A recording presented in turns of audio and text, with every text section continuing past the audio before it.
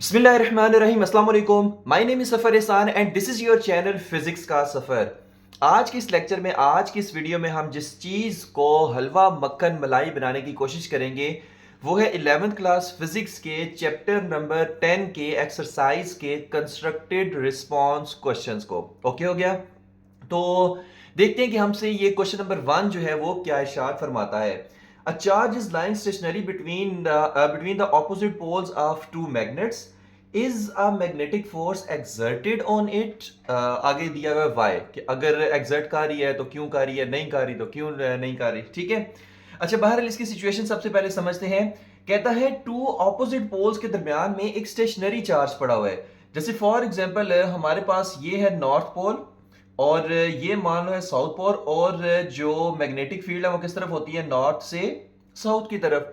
अब इसके दरमियान में दरमियान में क्या पड़ा हुआ है, एक अदद चार्ज पड़ा हुआ है। ठीक है, तो कह रहा है कि क्या इस चार्ज के ऊपर, ये स्टेशनरी चार्ज है, मूव नहीं कर रहा, क्या इस चार्ज के ऊपर कोई फोर्स लगेगी, मैग्नेटिक फोर्स लगेगी या नहीं लगेगी। ठीक है, ये उसका क्वेश्चन है। अब याद रखिए कि जो मैग्नेटिक फोर्स होती है ना वो कोई वर्क नहीं कराती। मतलब वर्क कराने का मतलब है कि अगर चार्ज रुका हुआ है तो उसको वो मूव नहीं करा सकती, लेकिन अगर मूव कर रहा है तो वो उसको और तेज नहीं मूव करा सकती, मतलब उसकी स्पीड चेंज नहीं कर सकती। मैग्नेटिक फोर्स जो है, मैग्नेटिक फोर्स सिर्फ एक काम करती है, मूविंग चार्ज पार्टिकल के पाथ को डिफ्लेक्ट करती है बस। कि अगर कोई मूविंग चार्ज पार्टिकल है, मैग्नेटिक फोर्स में आया है, तो वो उस पार्टिकल के पाथ को डिफ्लेक्ट कर देगी बस, इसके अलावा और कोई काम नहीं करती। ना उस पार्टिकल की वो स्पीड चेंज कर सकती है, ना उस पार्टिकल को मूव करा सकती है अगर वो रुका हुआ हो तो। हाँ, चलते हुए को डिफ्लेक्ट करा सकती है, रुके हुए को मूव नहीं करा सकती। तो देखते हैं किस तरह से। No a magnetic force is not exerted on the stationary charge. पहले तो आपका ये क्वेश्चन का आंसर हो गया। अब रीजन, अब magnetic force on a charge particle is expressed as F is equal to q into v cross B. Formula पढ़ के आ चुके हैं, जाहिर सी बात है चैप्टर में। इसको हम लिख सकते हैं F is equal to Q we B sine theta. अब यहां पर देखिए v क्या है, वेलोसिटी ऑफ चार्ज है, और अगर रुका हुआ है तो v क्या हो जाएगा, जीरो हो जाएगा। If v is equal to zero then F is equal to zero. अगर v जीरो हो जाएगा तो F भी क्या हो जाएगा, जीरो हो जाएगा, कोई मैग्नेटिक फोर्स नहीं लगेगी। Magnetic forces act on moving charges, magnetic forces acts on moving charges.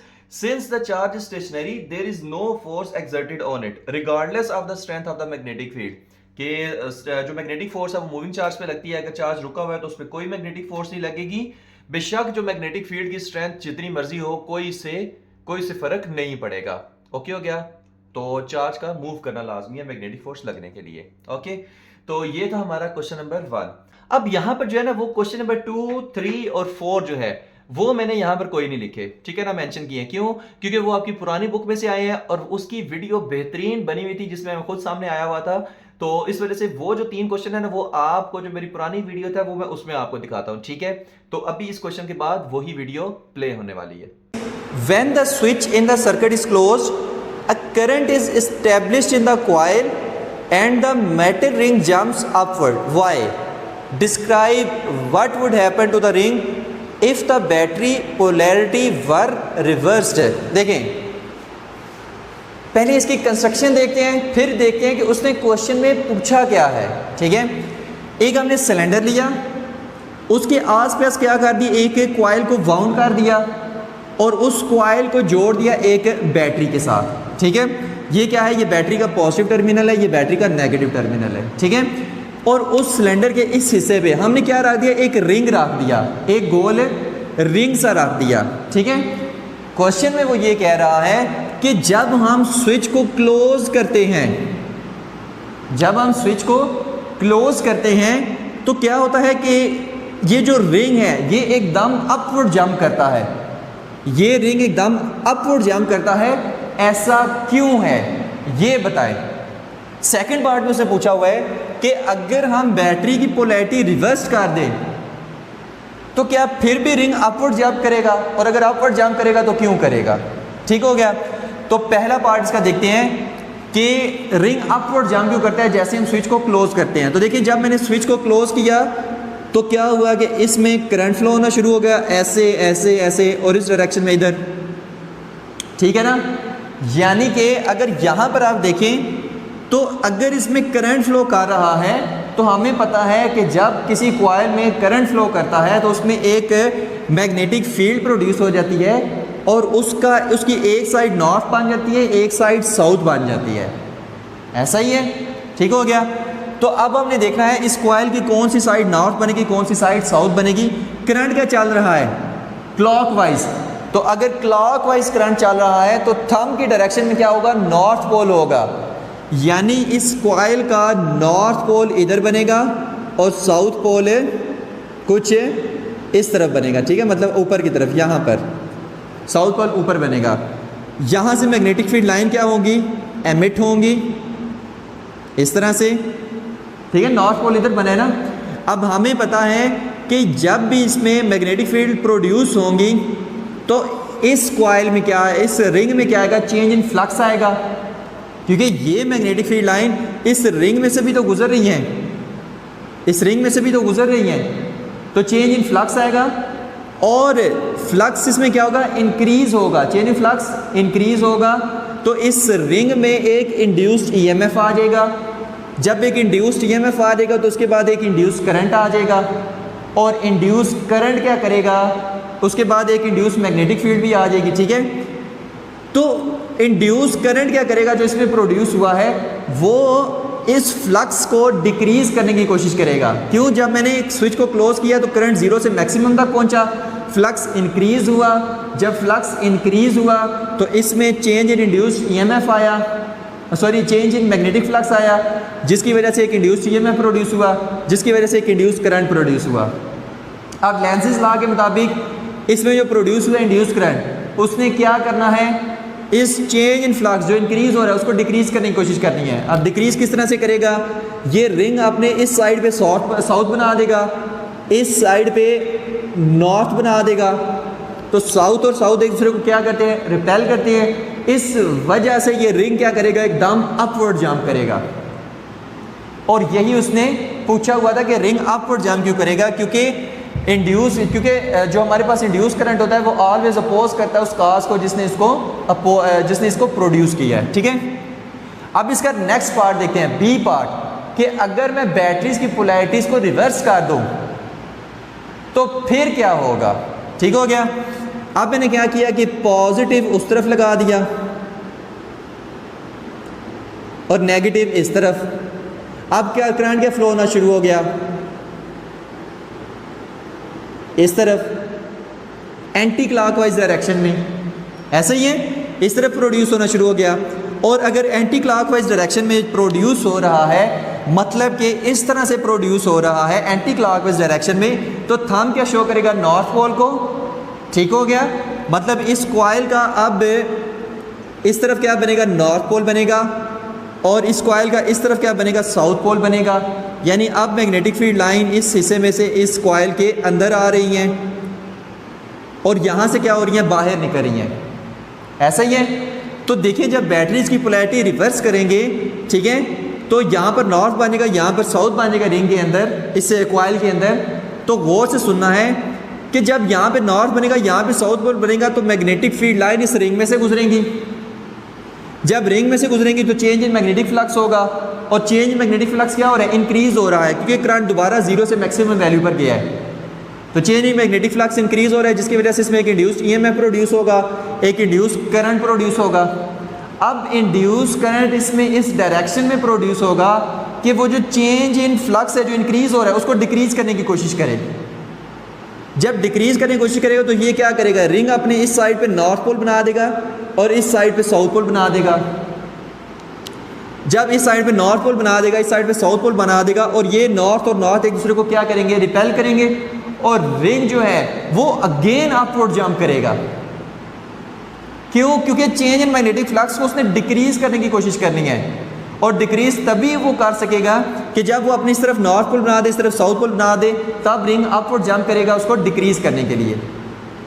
तो यही उसने पूछा हुआ था कि ये अपवर्ड जंप क्यों करता है। भाई चेंज इन मैग्नेटिक फ्लक्स आता है जो उसमें इंड्यूस करंट प्रोड्यूस होता है, वो कोशिश करता है कि उस चेंज इन मैग्नेटिक फ्लक्स को अपोज कर सके, जिसकी वजह से ये रिंग क्या करता है, अपवर्ड जंप करता है। ठीक हो गया। तो होप सो कि ये आपको क्वेश्चन समझ आ गया होगा। अब चलते हैं अपने नेक्स्ट क्वेश्चन की तरफ। The figure shows a coil of wire in the XY plane with a magnetic field directed along the y-axis around which of the three coordinate axes should the coil be rotated in order to generate an EMF and a current in the coil। ठीक है, तो पहले देखने पहले इस figure को समझें, फिर बताते हैं कि इस क्वेश्चन में पूछा क्या गया है।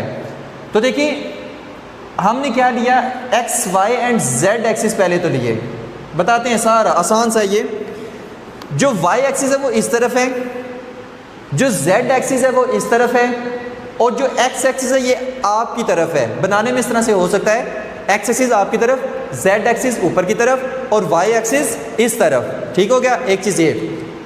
अब जो ये जो रिंग है, ठीक है, ये जो कॉइल है, वायर, एक वायर की बनी हुई ये कॉइल है, ठीक हो गया।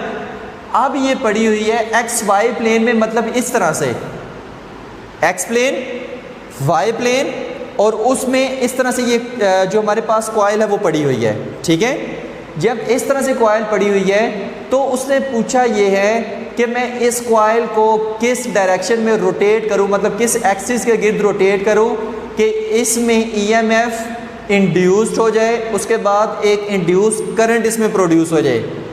मतलब इसको किस डायरेक्शन में रोटेट करूं कि इसमें इंड्यूस्ड EMF और इंड्यूस करंट प्रोड्यूस हो जाए, जबकि ये कॉइल ऐसे एक्स वाई प्लेन में पड़ी हुई है। ठीक है, तो around which the three coordinate axis should be the coil be rotated, कि किस इन थ्री एक्सिस में किसके अलोंग इस कॉइल को रोटेट करूं कि इसमें इंड्यूस्ड EMF प्रोड्यूस हो जाए। ठीक है, तो सबसे पहले देखते हैं कि इंड्यूस्ड EMF क्या है। E is equal to minus N del phi divided by del T. ठीक हो गया, एन हम बेसिकली इस तरफ लिख देते हैं, minus N del phi divided by del T. अब देखिए इंड्यूस्ड EMF तभी आता है कि जब चेंज इन फ्लक्स आएगा, जब चेंज इन फ्लक्स आएगा, और चेंज इन फ्लक्स एक ही सूरत में आ सकता है, बी ए कॉस थीटा, कि अगर मैं चेंज इन मैग्नेटिक फील्ड करूं तो चेंज इन फ्लक्स आएगा, चेंज इन एरिया करूं तो चेंज इन फ्लक्स आएगा, एंगल को चेंज करूं तो चेंज इन फ्लक्स आएगा। ऐसा ही है। तो यहाँ पर देखिए मैं चेंज इन फ्लक्स कैसे लाऊंगा। मैग्नेटिक फील्ड को तो मैं चेंज कर नहीं सकता क्योंकि ये यूनिफॉर्म मैग्नेटिक फील्ड में पड़ा हुआ है। एरिया को मैं चेंज कर नहीं सकता क्योंकि ये जो कॉइल है एक्स वाई प्लेन में पड़ी हुई है और इसका एरिया चेंज नहीं हो रहा। तो मैं थीटा को चेंज करूँगा और इसमें इंड्यूस्ड EMF लाने की कोशिश करूँगा। ठीक है, तो थीटा को चेंज करके इसमें इंड्यूस्ड EMF कैसे आएगा वो चीज़ देखनी है। अब याद रखें कि theta is the angle between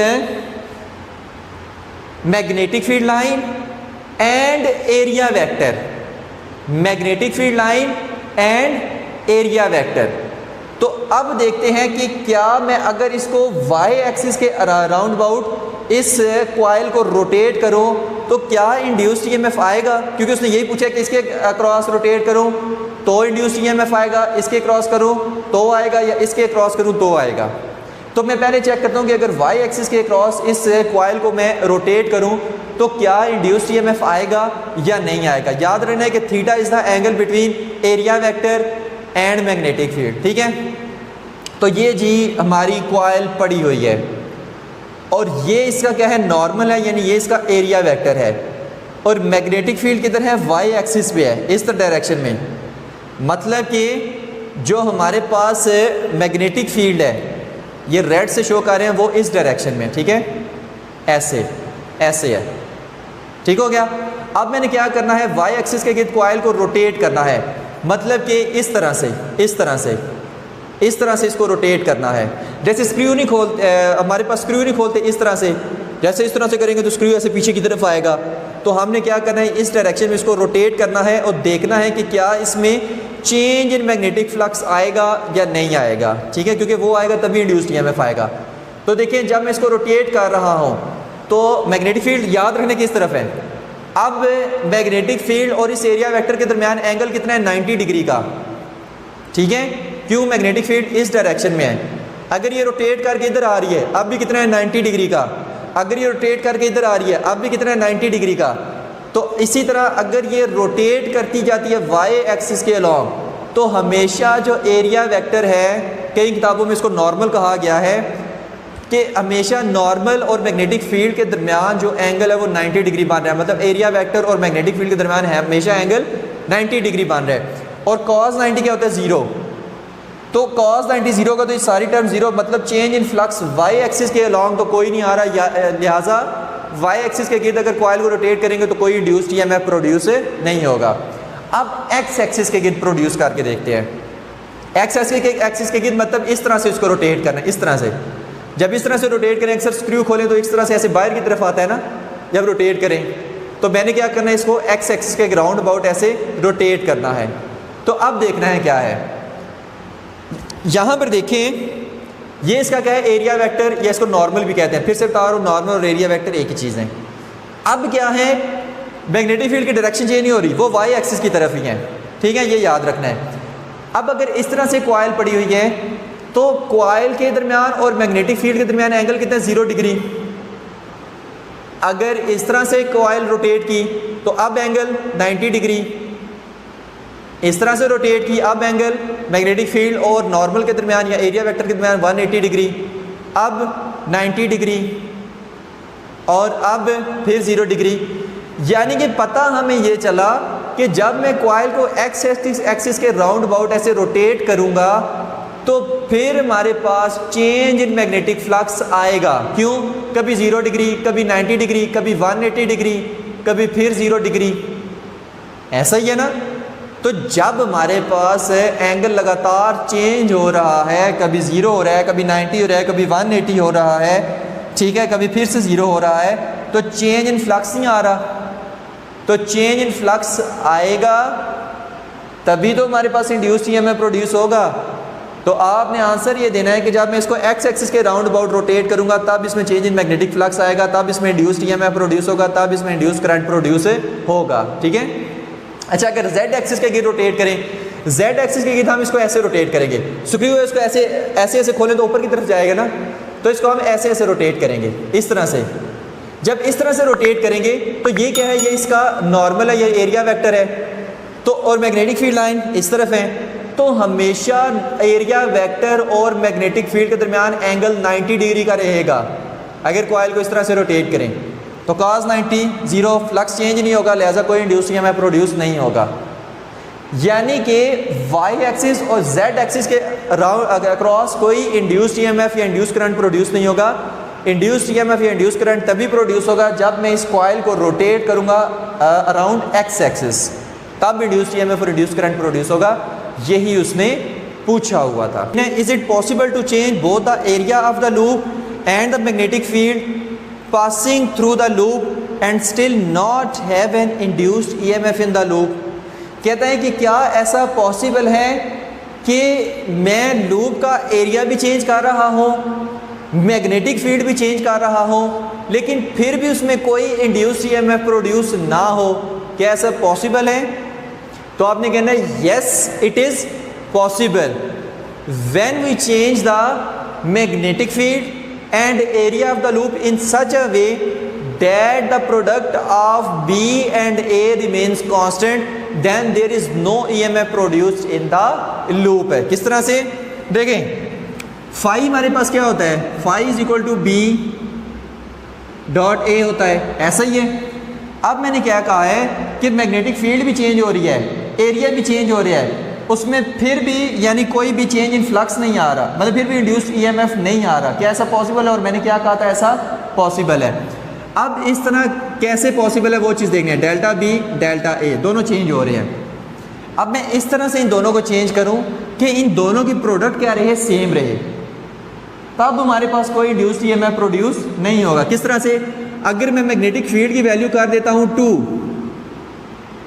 ठीक हो गया, मतलब 2 टेस्ला, एरिया कर देता हूं फर्ज करें 2 मीटर स्क्वायर, आंसर क्या आएगा 2 2 जार 4, ठीक हो गया। अब मैंने ऐसे इनको चेंज करना है कि इनकी प्रोडक्ट पे कोई फर्क ना पड़े। अब देखें, अगर मैं इसको इस तरह से चेंज करूं कि मैग्नेटिक फील्ड की वैल्यू मैं कर दूं 4, ठीक है, 4 टेस्ला कर दूं, और एरिया को चेंज करके 1 मीटर स्क्वायर कर दूं, एरिया को क्या कर दूं, कम कर दूं, मैग्नेटिक फील्ड को क्या कर दूं, ज़्यादा कर दूं, तो मैंने दोनों चेंज किए हैं ना, ऐसा ही है। लेकिन फिर भी flux produce change in flux produce नहीं होगा, मतलब फ्लक्स में चेंज नहीं आएगा। क्यों? क्योंकि 4 × 1 फिर भी क्या आएगा, 4 ही आएगा। तो ऐसे हमने मैग्नेटिक फील्ड और एरिया दोनों को ऐसे चेंज करना है कि दोनों की प्रोडक्ट सेम रहे। हमेशा जब दोनों की प्रोडक्ट सेम रहेगी तो फाई हमेशा क्या आएगा, कांस्टेंट, एक ही वैल्यू हमेशा इसकी आएगी। जब फाई कांस्टेंट आएगा तो चेंज इन मैग्नेटिक फ्लक्स क्या है, 0 है, मैग्नेटिक फ्लक्स चेंज नहीं हो रहा, जो हमारे पास 4 था पहले भी। अब जब मैंने मैग्नेटिक फील्ड और एरिया दोनों चेंज किए हैं, अब भी तो 4 ही है, तो मैग्नेटिक फ्लक्स चेंज हो रहा है, नहीं हो रहा। अगर ये चेंज नहीं हो रहा तो induced EMF is equal to -n del phi divided by del T होता है। तो जब चेंज इन फ्लक्स ही 0 है तो इंड्यूस्ड ईएमएफ क्या आएगा, 0 आएगा। तो यही उसने पूछा था कि ऐसी कौन सी कंडीशन होगी जब मैं मैग्नेटिक फील्ड को भी चेंज कर रहा हूँ, एरिया को भी चेंज कर रहा हूँ, फिर भी इसमें कोई इंड्यूस्ड ईएमएफ प्रोड्यूस नहीं हो रहा। तो आपने ये कहना है कि जब दोनों का प्रोडक्ट सेम रहेगा, चेंज करने की वजह से भी फिर भी सेम रहेगा, तो फिर इसमें कोई इंड्यूस्ड ईएमएफ प्रोड्यूस नहीं होगा। नेक्स्ट देखते हैं question number 2। Does the application of uniform magnetic field to a moving charge particle results in a change in kinetic energy of the particle. अब सेम टू सेम फिर वही question ही आ गया है कि अगर एक चार्ज पार्टिकल है वो मैग्नेटिक फील्ड के अंदर मूव कर रहा है, तो क्या जो मैग्नेटिक फील्ड है वो उसकी काइनेटिक एनर्जी को चेंज कर सकती है, यानी कि स्पीड को चेंज कर सकती है। फिर से वही बात जो आपको पहले क्वेश्चन में बताई है कि नहीं कर सकती भाई। क्यों? क्योंकि मैग्नेटिक फोर्स वर्क नहीं करती, वो सिर्फ मूविंग चार्ज पार्टिकल के पाथ को डिफ्लेक्ट करती है, that's it.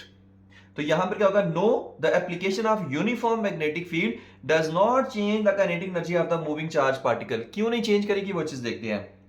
F is equal to Q into V cross B। अब अगर तो वो मूविंग चार्ज पार्टिकल यानी चार्ज से मूव कर रहा है किसी स्पीड के साथ, मान लो 5 मीटर पर सेकंड के साथ मूव कर रहा है, क्या मैग्नेटिक फोर्स जो या मैग्नेटिक फील्ड जो है क्या वो उसकी स्पीड 5 मीटर पर सेकंड से 10 मीटर पर सेकंड या 15 मीटर पर सेकंड कर सकती है? क्योंकि तभी तो काइनेटिक एनर्जी चेंज होगी। या उसको 5 से 3 या 2 कर सकती है?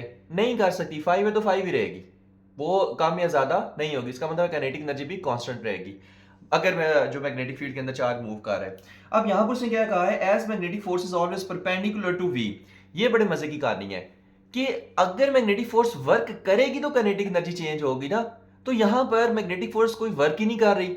अब वर्क नहीं कर रही, किस तरह से वर्क नहीं कर रही? जैसे फॉर एग्जांपल है, एक चार्ज पार्टिकल है, वो मैग्नेटिक फील्ड के अंदर जब भी आता है तो वो सर्कुलर मोशन में मूव करने लग पड़ता है, मतलब सर्कल में मूव करने लग पड़ता है, सर्कुलर मोशन करने लग पड़ता है। ठीक है, ये पहले आप पढ़ के आ चुके होंगे।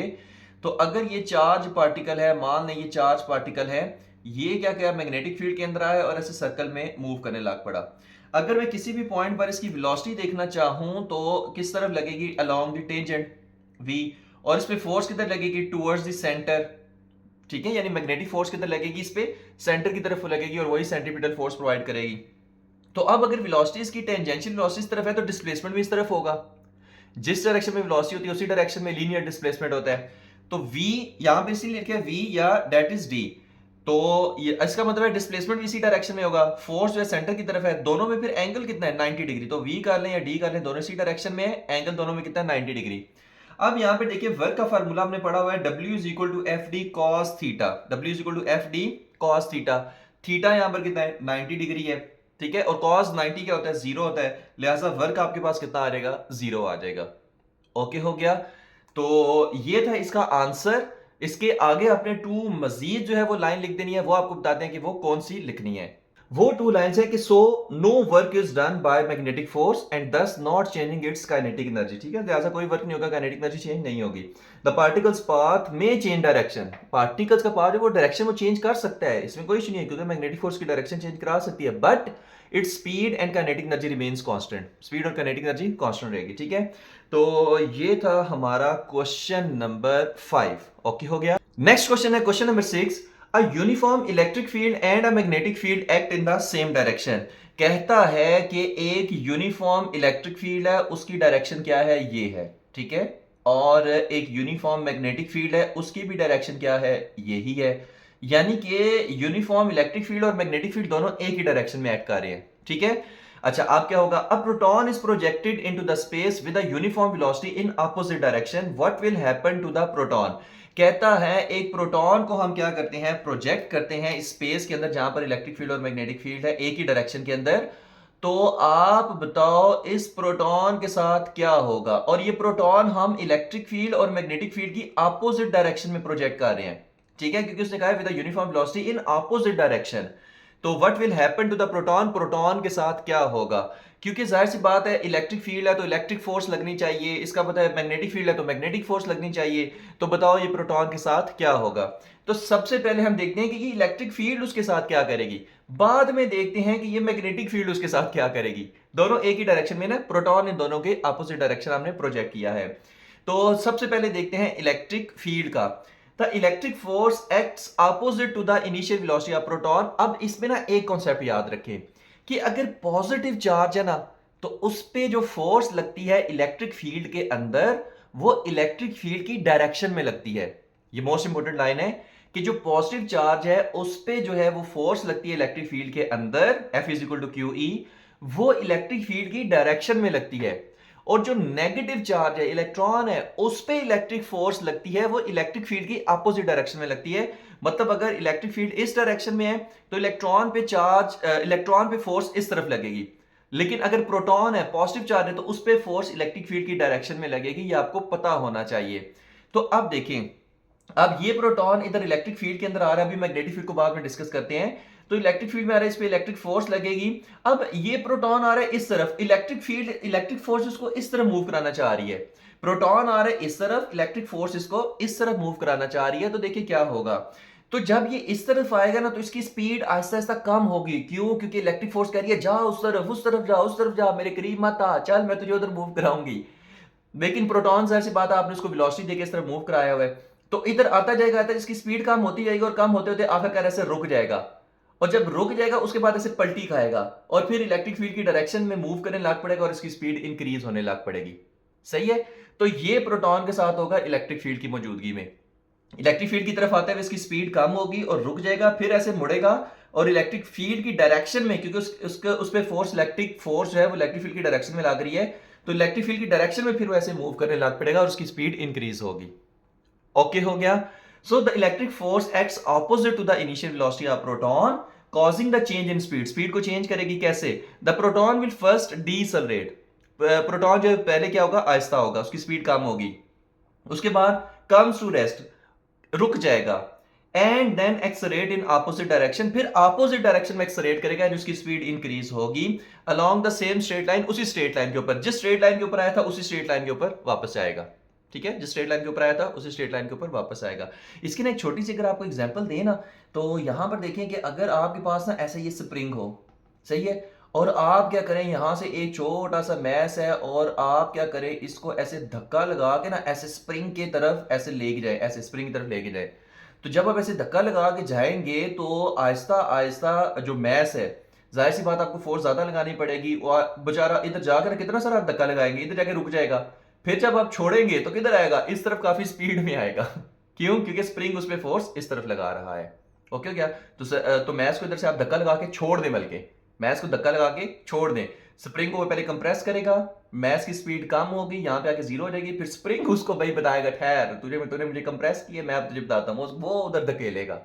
तो सेम यही काम इसके साथ भी होता है। मैग्नेटिक फोर्स के बारे में देखते हैं। मैग्नेटिक फोर्स आपके पास होती है F is equal to Q we B sine theta. क्या होती है? F is equal to Q we B sine theta. अब यहां पे देखिए, जो आपके पास थीटा की सारी कहानी है, थीटा की कहानी किस तरह से है कि ये जो आपके पास थीटा नहीं, ये एंगल होता है मैग्नेटिक फील्ड और वेलोसिटी के दरमियान। अब अगर मैग्नेटिक फील्ड देखिए ना, तो ये ब्लू वाली मैग्नेटिक फील्ड है, मैग्नेटिक फील्ड किस तरफ है? इस तरफ। और जो मैं फिर से बात कर रहा हूं कि जो इलेक्ट्रिक फोर्स है उसकी कहानी अब खत्म, अब मैं मैग्नेटिक फोर्स की कहानी शुरू कर रहा हूं। यानी ये जो नीचे वाला एरो है, मैग्नेटिक फील्ड है इस तरफ, प्रोटॉन जा रहा है इस तरफ, तो मैग्नेटिक फील्ड यानी बी इस तरफ, वी इस तरफ, तो दोनों में एंगल कितना है? 180 डिग्री। मैग्नेटिक फील्ड इस तरफ, प्रोटॉन इस तरफ आ रहा है, तो दोनों में एंगल कितना है? 180 डिग्री है। तो इसका मतलब है थीटा आपके पास कितना हो जाएगा? 180 हो जाएगा। और साइन 180 कितना होता है? साइन 180 आपके पास जीरो होता है, याद रखना है। तो साइन 180 जीरो हो जाएगा तो फोर्स भी क्या हो जाएगी? जीरो। इसका मतलब है मैग्नेटिक फोर्स जीरो हो जाएगी, यानी कि अगर चार्ज मैग्नेटिक फील्ड के ऑपोजिट मूव कर रहा है तो उस पर कोई मैग्नेटिक फोर्स नहीं लगेगी। मैग्नेटिक फील्ड की वजह से उस पर कोई मैग्नेटिक फोर्स नहीं लगेगी। तो the magnetic force acting on proton is zero because the velocity and magnetic field are anti parallel. Theta is equal to 180 degree, F is equal to Q we B sine theta, theta is equal to 180 degree, F M is equal to zero. F मैंने इसलिए लिखा है क्योंकि magnetic force को थोड़ा represent किया है, ठीक है। तो यहां पे इसका आंसर खत्म हो जाता है। होप सो कि ये भी आपको समझ आ गया होगा। तो नेक्स्ट क्वेश्चन देखते हैं, क्वेश्चन नंबर 7 कि वो हमसे क्या कहता है। क्वेश्चन नंबर 7 क्या कहता है? A conductor moves in a magnetic field when a current is pass through the conductor, would you expect the reverse effect to occur? पहले ना इस पहली स्टेटमेंट को सुने। आपने ना इस चैप्टर के शुरू में पढ़ा हुआ है force on a current carrying conductor, कि अगर एक करंट कैरिंग कंडक्टर को किसी मैग्नेटिक फील्ड में रखें तो उस पर क्या लगती है? मैग्नेटिक फोर्स लगती है और वो मूव करने लग पड़ता है। तो इसीलिए कहा है a conductor moves in a magnetic field when a current is pass through the conductor. सही है। अच्छा, अब वो ये यहां तक तो एक स्टेटमेंट होगी। कहते हैं would you expect the reverse effect to occur? अब इसका रिवर्स इफेक्ट क्या है? यहां पर जो फर्स्ट लाइन है इसमें क्या हुआ है कि आपके पास कंडक्टर में से करंट पहले से पास कर रहा था, आपने उसको एक्सटर्नल मैग्नेटिक फील्ड में रखा तो वो मूव करने लग पड़ा। अब कहते हैं क्या इसका रिवर्स का इफेक्ट पॉसिबल है कि कंडक्टर मूव कर रहा हो मैग्नेटिक फील्ड के अंदर और उसमें करंट आ जाए? यहां पर तो पहले से करंट था ना, तो उसको मैग्नेटिक फील्ड में रखा तो वो मूव करने लग पड़ा। फर्स्ट इसका जो आपका लॉन्ग क्वेश्चन है इस चैप्टर का उसमें बताया गया है। लेकिन इसका रिवर्स इफेक्ट क्या है कि कंडक्टर मैग्नेटिक फील्ड के अंदर ऐसे मूव कर रहा है और मोशन की वजह से उसमें क्या आ जाए? करंट आ जाए। ठीक है, क्या ऐसा पॉसिबल है? तो would you expect the reverse effect to occur, that is would a current be produced if a conductor is moved across the magnetic field? ठीक है, कंडक्टर मैग्नेटिक फील्ड के क्रॉस मूव करे तो क्या उसमें करंट प्रोड्यूस होगा? भाई बिल्कुल होगा। हम मोशनल ईएमएफ में पढ़ के आ चुके हैं कि जब भी किसी कंडक्टर को आप किसी मैग्नेटिक फील्ड में से मूव कराते हो तो उसमें एक इंड्यूस्ड ईएमएफ आ जाता है और सर्किट क्लोज हो तो उसके बाद उसमें एक इंड्यूस्ड करंट आ जाता है। ठीक हो गया? तो हो सकता है yes, a current can be produced if a conductor is moved across a magnetic field. ठीक है, करंट प्रोड्यूस हो सकता है अगर वो मैग्नेटिक फील्ड के अक्रॉस मूव करे। सही है। अच्छा, अब छोटू से हम अपने बोर्ड पे इसको देख लेते हैं कि ये क्या इरशाद फरमा रहा है। ठीक है, मैं पहले देख लूं कि ये सही नजर आ रहा है या नहीं आ रहा। भाई बेहतरीन नजर आ रहा है। अच्छा, when a conductor is moved across a magnetic field, an electromotive force and EMF is induced in the conductor, which produces a current if the circuit is complete. This phenomenon is called electromagnetic induction, discovered by Michael Faraday. Okay हो गया? यानी कि ना यहाँ पे थोड़ा सा समझा ही दे कि ये अगर आपके पास क्या है, मैग्नेटिक फील्ड है, इसमें आप क्या करें, एक कंडक्टर को ऐसे मूव कराएं। ये हमारे पास क्या है, कंडक्टर है और टू रेल्स के ऊपर मान लें ये ऐसे पड़ा हुआ है। ठीक है, तो कंडक्टर को अगर आप इसमें मूव कराएं तो इसमें क्या होगा, इंड्यूस्ड ईएमएफ आ जाएगा। मान लें यहाँ पे पॉजिटिव चार्ज आ जाएगा, यहाँ पे नेगेटिव चार्ज आ जाएगा। और अगर यहाँ से सर्किट क्लोज कर दे गैल्वानोमीटर यहाँ पे ऐसे लगा के, तो इसमें क्या आएगा, एक इंड्यूस करंट भी आ जाएगा। सही है, तो रिवर्स इफेक्ट पॉसिबल है। इलेक्ट्रोमैग्नेटिक इंडक्शन में हम पढ़ के आ चुके हैं। तो ये था हमारा क्वेश्चन नंबर 8। अब हम ना देखते हैं क्वेश्चन नंबर 9 पहले देखेंगे, उसके बाद क्वेश्चन नंबर 8 पे चलेंगे। पहले क्वेश्चन नंबर 9 देखेंगे, उसके बाद क्वेश्चन नंबर 8 देखेंगे। So what will you do if you want to save a sensitive instrument from a stray magnetic field? कि अगर आप एक आवारा यानी रैंडम मैग्नेटिक फील्ड से अगर आप किसी सेंसिटिव इंस्ट्रूमेंट को बचाना चाहते हैं तो आप क्या करेंगे? ठीक है, स्ट्रे मैग्नेटिक फील्ड का मतलब है कि जो रैंडमली कहीं से आ रही है। ठीक है, रैंडमली कहीं से आ रही है, जैसे कोई इलेक्ट्रॉनिक इंस्ट्रूमेंट हो गया, वहां से जैसे फॉर एग्जांपल आ रही हो। ठीक है, या कहीं से भी कोई अगर साउंड सिस्टम है तो वहां पे स्पीकर से, जाहिर सी बात है उसमें भी जो है वो मैग्नेट होता है, वहां से कोई मैग्नेटिक फील्ड जो है वो आसपास आपके आ रही हो, तो स्ट्रे मैग्नेटिक फील्ड मतलब आवारा मैग्नेटिक फील्ड। सही है, तो वो कहीं से अगर आप आ रही हो तो उससे आप सेंसिटिव इंस्ट्रूमेंट को किस तरह से सेव करेंगे? अब ये बड़े मजे की क्वेश्चन है। पहले इसका आंसर पढ़ते हैं, उसके बाद इसको समझाते हैं। Sensitive instrument can be protected from a stray magnetic field by enclosing it in a box made of soft iron. यानी कि हम सेंसिटिव इंस्ट्रूमेंट को एक्सट्रे मैग्नेटिक फील्ड से बचा सकते हैं, उसे सेव कर सकते हैं, उसको एक सॉफ्ट आयरन के बॉक्स में बंद करके। यानी कि अगर आपके पास फॉर एग्जांपल ये आपके पास क्या है, सेंसिटिव इंस्ट्रूमेंट है, ये मान लें सेंसिटिव इंस्ट्रूमेंट है, मैं इसको जो मैग्नेटिक फील्ड है उसे बचाना चाहता हूं, तो मैं क्या करूंगा, मैं इसको ना एक बॉक्स के अंदर बंद कर दूंगा। मैं क्या करूंगा, इसको एक बॉक्स के अंदर बंद कर दूंगा, और ये जो बॉक्स है ना, ये बना हुआ है सॉफ्ट आयरन से। किससे बना हुआ है? सॉफ्ट आयरन से बना हुआ है। तो अब हम इसको इस मैग्नेटिक फील्ड से क्या कर सकते हैं, बचा सकते हैं। भाई कैसे बचा सकते हैं, क्यों? सॉफ्ट आयरन क्या करेगा, याद रखिए कि जो सॉफ्ट आयरन होता है ना, ये आपके पास फेरोमैग्नेटिक मटेरियल होता है। ये क्या होता है? फेरोमैग्नेटिक मटेरियल होता है, और इसकी जो परमिएबिलिटी है वो बहुत हाई होती है। परमिएबिलिटी हाई होने का मतलब है कि इसमें से जो मैग्नेटिक फील्ड है वो बआसानी पास कर सकती है, as compare to air. As compare to air, इसमें से मैग्नेटिक फील्ड बआसानी पास कर सकती है। यानी कि जब मैग्नेटिक फील्ड सॉफ्ट आयरन के अंदर से पास करती है, तो ये कोई मैग्नेटिक फील्ड लाइन को बाहर नहीं जाने देता, सारी की सारी मैग्नेटिक फील्ड लाइन को अपने अंदर से गुजारता है। अगर आपसे कोई पूछे ना कि एयर के अंदर मैग्नेटिक फील्ड जो है वो अच्छे से ऐसे जाएंगी, या जो सॉफ्ट आयरन है, तो आप कहेंगे सॉफ्ट आयरन में मैग्नेटिक फील्ड जो है वो अच्छे से जाएंगी, क्योंकि इसमें से एब्जॉर्ब हो जाती है और ये कोई मैग्नेटिक फील्ड लाइन बाहर नहीं जाने देता। ओके हो गया? ये इसकी प्रॉपर्टी है, इसको हम कहते हैं कि इसकी परमिएबिलिटी बहुत हाई है। सही है? तो कहता है a sensitive instrument can be protected from a stray of magnetic field by enclosing it in a box made of soft iron. Soft iron act as a magnetic shield, ये as a magnetic shield काम करता है, because it has a high permeability, क्योंकि इसकी high permeability है। ठीक है? और हाई परमिएबिलिटी आसानी से मैग्नेटिक फील्ड को पास करने देता है as compare to other materials, which allows magnetic field lines to pass through it rather than entering the enclosed space, जिसकी वजह से जो मैग्नेटिक फील्ड लाइन बाहर से आएंगी, ठीक है, वो क्या करेंगी, वो इस मटेरियल के अंदर से पास करेंगी। वो क्या करेंगी, इस मटेरियल के अंदर से पास करेंगी, और इस मटेरियल, मटेरियल मतलब सॉफ्ट आयरन का मटेरियल, ठीक है, तो सॉफ्ट आयरन में से पास करेगी, और सॉफ्ट आयरन से ये जो अंदर स्पेस है यहां पर नहीं जाएंगी। ठीक है? यहां पर नहीं जाएंगे, बल्कि सॉफ्ट आयरन के अंदर से ही पास करेंगे। ठीक है? तो इस तरह से हम क्या कर सकते हैं, इस इंस्ट्रूमेंट को बचा सकते हैं। क्यों? क्योंकि वो सॉफ्ट आयरन में घूमती रहेंगी, तो भाई मजे से घूमते रहो, हमें क्या है, हम तो अंदर आराम से बैठे हुए हैं, हमारे तक तुम पहुंच नहीं सकते। तो this diverts the field away from the instrument, जिससे ये इंस्ट्रूमेंट से जाहिर सी बात है फील्ड दूर होगी, keeping it safe from interference, जिसकी वजह से ये इंटरफेरेंस से सेफ रहेगा। ओके हो गया? तो होप से ये आपको समझ आ गया होगा। तो ये भी समझ आ गया होगा कि सॉफ्ट आयरन हमने क्यों यूज किया है। अब ये डेली लाइफ के एप्लीकेशन में कहाँ पर यूज होता है, जो हार्ड ड्राइव होती है, चाहे हार्ड डिस्क वगैरह होती है, हार्ड डिस्क ड्राइव, उसको जाहिर सी बात है वो सेंसिटिव होती है, तो उसको हम जो है वो मैग्नेटिक फील्ड से बचा सकते हैं। उसके बाद जो है, जो पेस मेकर होते हैं जो हार्ट के अंदर लगते हैं, ठीक है, तो हार्ट के अंदर ही, मतलब जाहिर से जिनको हार्ट का प्रॉब्लम होता है ना, तो उनकी बॉडी में ये पेस मेकर लगाए जाते हैं, तो वो भी जो है वो मैग्नेटिक फील्ड से बहुत ज़्यादा इफेक्ट होते हैं। तो इस वजह से जो भी हार्ट के पेशेंट होते हैं जिनको पेस मेकर लगा हुआ होता है, तो उनको हम एमआरआई मशीन यानी मैग्नेटिक रेजोनेंस इमेजिंग वाली मशीन में नहीं लेके जाते, क्योंकि वहाँ भी मैग्नेटिक फील्ड से वो अफेक्ट हो सकते हैं। सेंसिटिव इंस्ट्रूमेंट ये होते हैं।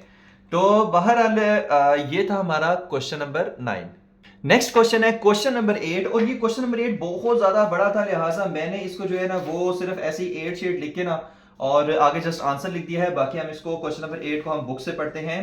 तो क्या कहता है वो चीज देखते हैं। कहते हैं consider a conducting rod of length L moving with velocity v to the right as shown in figure. तो कहता है कि एक फॉर एग्जांपल ये कंडक्टर है, ठीक है, ये रेल्स के ऊपर पड़ा हुआ है और ये इस तरफ मूव कर रहा है विद वेलोसिटी v। ओके हो गया। अच्छा, अब वो क्या कहता है, left end of the conducting rail are connected to a bulb. इन कंडक्टिंग रेल्स का जो लेफ्ट एंड है वो हमने किससे कनेक्ट किया हुआ है, बल्ब से कनेक्ट किया हुआ है। ओके हो गया। अच्छा, due to motion of the rod through the magnetic field and EMF is produced across the ends of the rod. अब जाहिर सी बात है, जब रॉड को इस मैग्नेटिक फील्ड में मूव कराएंगे तो क्या होगा, एक ईएमएफ जनरेट हो जाएगा, मतलब फॉर एग्जांपल पॉजिटिव चार्ज, यहाँ पे नेगेटिव चार्ज फॉर एग्जांपल, ठीक है, तो एक ईएमएफ जनरेट हो जाएगा। अच्छा, उसके बाद क्या होगा, this EMF gives rise to a current I, जिसकी वजह से एक करंट आई जो है वो फ्लो करने लग पड़ेगा। सही है, इंड्यूस करंट आई फ्लो करने लग पड़ेगा। As a result the bulb light up, जिसकी वजह से बल्ब जो है वो जलेगा, ऑन हो जाएगा। Explain where does the electrical energy consumed by the bulb come from. इसका कहता है कि ये जो इलेक्ट्रिकल एनर्जी बनी है, पहले तो ये देखें, जो इलेक्ट्रिकल एनर्जी बनी है और जो इस बल्ब के अंदर खर्च हो रही है, ये कहां से आई है, ये कहां से आई है, ये उसने बस पूछा है। सिंपल, इतनी बड़ी स्टेटमेंट कर करके एंड पे छोटी सी बात उसने पूछी हुई है कि इंड्यूस करंट इसमें आया है ठीक है, इसकी वजह से इसको इलेक्ट्रिकल एनर्जी मिली है, ये जाहिर सी बात है ग्लो किया है, तो ये इलेक्ट्रिकल एनर्जी जो है वो कहां से आई है भाई। अब देखिए ये कहां से है, बिल्कुल शुरू में चलें। अगर मैं कंडक्टर को मूव ना करता तो क्या ये इलेक्ट्रिकल एनर्जी आती? नहीं आती। अगर मैं कंडक्टर को इस तरफ मूव ना करता, क्या ये बल्ब ऑन होता? नहीं होता। इसका मतलब है कि मेरे कंडक्टर को मूव कराने की वजह से इसमें इलेक्ट्रिक करंट आया, इसको इलेक्ट्रिकल एनर्जी मिली है, इसको इलेक्ट्रिकल पावर मिली है। इसका मतलब है ये इलेक्ट्रिकल एनर्जी कहां से आई है? मैकेनिकल वर्क से आई है, या आप कह ले मैकेनिकल एनर्जी इसको मिली है, क्योंकि energy can not be created, हम उसको क्रिएट नहीं कर सकते। तो जो मैकेनिकल एनर्जी है वो इलेक्ट्रिकल एनर्जी में यहां पर कन्वर्ट हुई है। और मैकेनिकल एनर्जी कौन कर रहा है? जो मैकेनिकल वर्क कर रहा है, जो ऐसे इसको मूव करा रहा है। तो वो मैकेनिकल वर्क से मैकेनिकल एनर्जी, तो वो मैकेनिकल एनर्जी कन्वर्ट हुई है इलेक्ट्रिकल एनर्जी में। बस इतना सा इसका आंसर है। मैं अगर मूव ना कराता तो ये बल्ब कभी भी ऑन ना होता। तो electrical energy consume by the bulb comes from the mechanical work done in moving the rod through the magnetic field. ठीक है, मैग्नेटिक फील्ड के अंदर इस रॉड को मूव करने जो वर्क किया गया उससे ये एनर्जी आई है, जिसकी वजह से इलेक्ट्रिकल एनर्जी बनी है। When the rod moves through the magnetic field, when the rod moves, the magnetic force opposes the motion, so an external agent must apply force to keep the rod moving. कि अगर मैं इस पे force इस तरफ लगा रहा हूं, ये मैं फोर्स लगा रहा हूं, मैकेनिकल फोर्स, ठीक है आप कह सकते हैं, तो मैग्नेटिक फोर्स इस पे किधर लगेगी? इस तरफ लगेगी। मैग्नेटिक फोर्स एफ बी से शो कर रहे हैं, वो किधर लगेगी? इस पे इस तरफ लगेगी। क्यों? क्योंकि उसने मेरी फोर्स को अपोज करना है लेंज़ेस लॉ के अकॉर्डिंग, कि अगर मैं इसको इधर मूव करा रहा हूं तो इस पे एक मैग्नेटिक फोर्स लगेगी, वो मेरे ऑपोजिट लगेगी। ओके होगा? तो उसको ओवरकम करने के लिए मैं कहूंगा नहीं भाई तू लगा ले मैग्नेटिक फोर्स, मैं तो इसको इधर ही मूव कराता रहूंगा, कर ले जो करना है। ठीक है, तो so an external agent must apply force to keep the rod moving. External agent मैं हूं, तो मुझे भाई फोर्स कंटिन्यूस अप्लाई करनी पड़ेगी ताकि रॉड कंटिन्यूसली मूव करता रहे। The work done by this external force is converted into electrical energy. ये वर्क किसमें कन्वर्ट होगा? इलेक्ट्रिकल एनर्जी में कन्वर्ट होगा, which is then dissipated as heat and light in the bulb, जिसकी वजह से वो खर्च हो जाएगा, डिसिपेट हो जाएगा बल्ब के अंदर एज अ लाइट और एज अ हीट, यानी बल्ब लाइट देगा और हीट भी थोड़ी सी बनेगी, जाहिर सी बात है बल्ब गर्म भी हो जाते हैं। दस mechanical energy is transformed into electrical energy. तो मैकेनिकल एनर्जी किसमें बन गई, चली गई, किसमें कन्वर्ट होगी? इलेक्ट्रिकल एनर्जी में कन्वर्ट होगी। यही उसने पूछा था कि इलेक्ट्रिकल एनर्जी जो कंज्यूम हो रही है ये कहां से आई है भाई, तो भाई मैकेनिकल एनर्जी इलेक्ट्रिकल एनर्जी में कन्वर्ट हुई है। ओके हो गया, तो यहां पर हमारे सारे क्वेश्चन खत्म होते हैं। होप्स हो कि आपको सारे समझ आ गए होंगे। Thank you very much, Allah Hafiz.